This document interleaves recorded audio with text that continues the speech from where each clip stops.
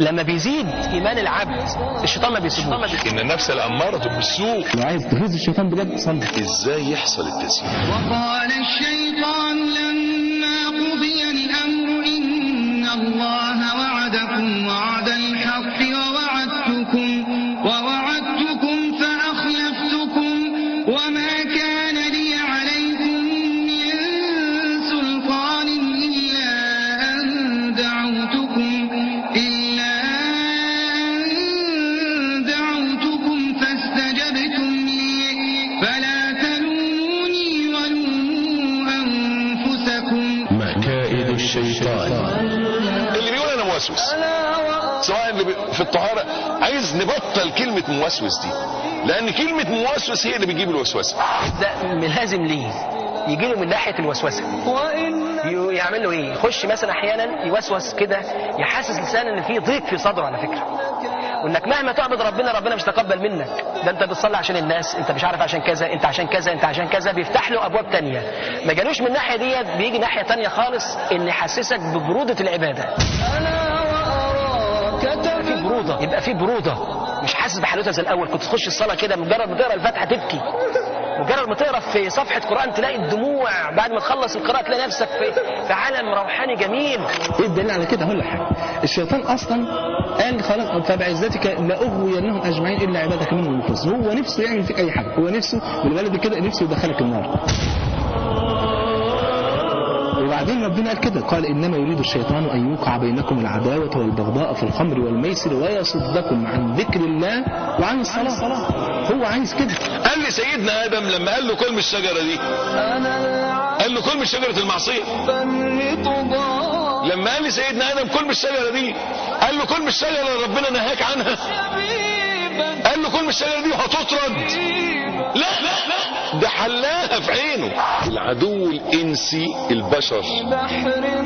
لو الواد ده ضايقك، لو الواد ده تعبك، لو التالت ده ما سمعش الكلام، بالراحه عليه. اما تيجي عند شيطان سلم لربنا.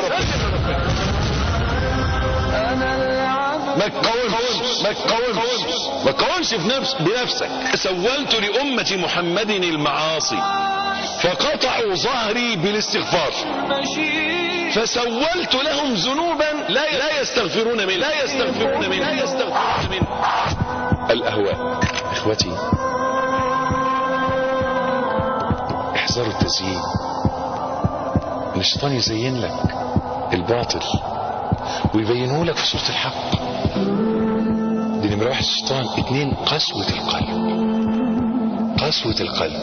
لما يبقى قلبك قاسي تشوف الحق باطل والباطل حق. الشيطان له صوت مستفز.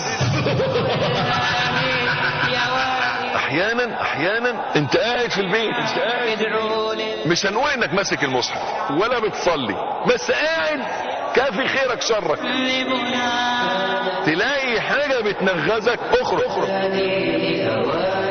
وانت قاعد نايم في السرير. زي بقول لك كده، انا مش هقول لان انت بتصلي ولا ماسك مصحف ولا بتذكر ربنا ولا حاجه ابدا. نايم في سريرك، راقد في سريرك وقاعد ما بتشوفش حاجه ولا بتعمل حاجه خالص، وتلاقي حاجه بتنغزك. افتح التلفزيون، ادخل على النت، ويوقعك في كبائر كنت في غنى عنها. الشيطان دي شغلته التزيين. لأزينن لهم في الأرض. مكائد الشيطان. انت شغلته قاعد لك متربص ليل ونهار، مركز عليه. شغلته انه يزين لك. انا عايز اقول لك ان الشيطان عارفك اكتر منك، قرينك والشيطان الكبير، وكلهم كل الشياطين عارفين امكانياتك وقدراتك وعارفين انت تقدر عليه وما تقدرش عليه، وايه مداخلك وايه نقاط ضعفك. عشان كده حرب الشياطين مش سهل. خلي بالك ان الشيطان له فخوخ، بيعمل لك فخ عشان يصطادك، عامل لك سنارة وحاطط لك فيها طعم عشان يلقطك، نصب شبكة عشان يوقعك. خلي بالك وانت خلي بالك الشيطان مترصد لك بيلف وراك.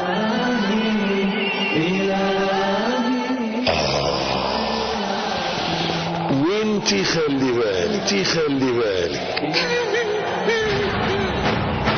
احسن الشيطان يعملك انت فخ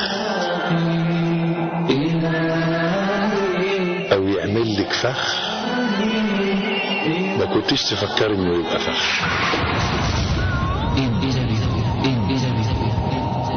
ان للشيطان مصالي وفخوخ لا تتبعوا خطوات الشيطان ومن يتبع خطوات الشيطان فإنه يأمر بالفحشاء والمنكر. البشر إذا أساء إليك احسن إليه وإذا أذاك رد السيئة بالحسنة. أما الشيطان أول ما ينزلك قول يا رب